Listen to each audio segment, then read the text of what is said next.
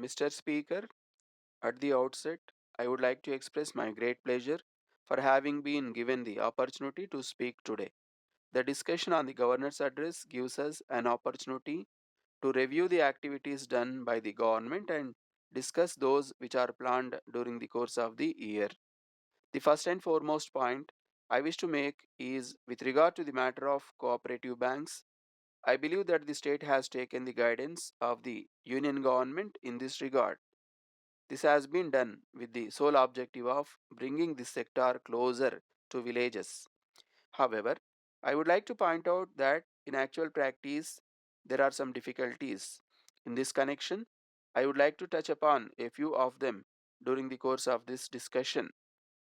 Despite the fact that many norms have been simplified, I find that there are still certain areas of concern. First of all, the conditions for granting loans vary in different parts of the state. I request the Honorable Finance Minister to give personal attention to this aspect of the matter.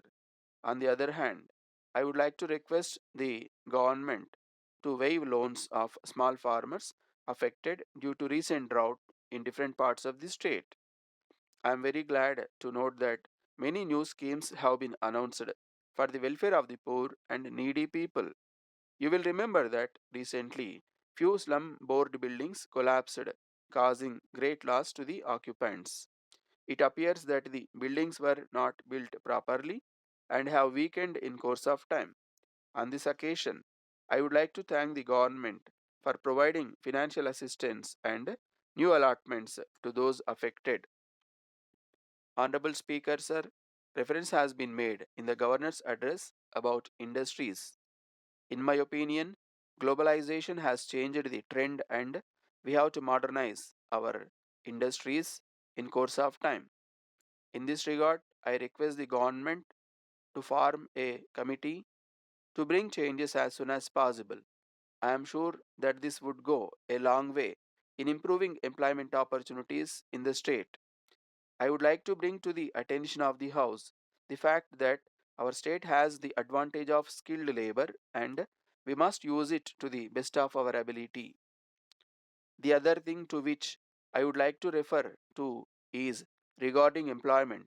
There is a proposal for giving preference in government employment to educated youth whose parents are illiterate. In this connection, I request that their annual income can be taken into consideration to help those from poorer sections of the society. On this occasion, I wish to point out that the new farm laws proposed by the state could not be implemented due to notification of a central act in the matter. As you are aware, due to sustained protests by farmers in several parts of the country, the central law has now been repealed. I would therefore request the government to bring back the state legislation as early as possible, as it is more suited to the needs of our farmers. The next point I would like to bring to your kind attention is bus transport. Due to the pandemic, the transport corporations could not run buses normally for about 1 year. Moreover, the price of diesel has increased to a great extent. Due to this, they suffered huge losses. In order to make up for this, I find that there is a proposal to increase the bus fares. In the circumstances, I would request the government to think of running electric and solar buses. I hope and trust that we would be able to reduce expenditure on fuel in this manner. At the same time, this would be helpful in reducing pollution. Mr. Speaker, sir, finally, I would like to say a few words on the power situation. You are aware that electricity is important for our activities. It is a matter of great satisfaction that in the last few years we are nearly power surplus. However, due to huge losses, the electricity board is forced to raise the tariff. I would like to suggest solar energy in this matter also. I would therefore request the government to provide at least 50% subsidy for solar units in houses and farms.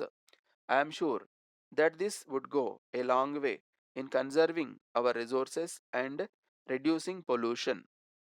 Honorable Speaker, sir, with these words, I conclude my speech.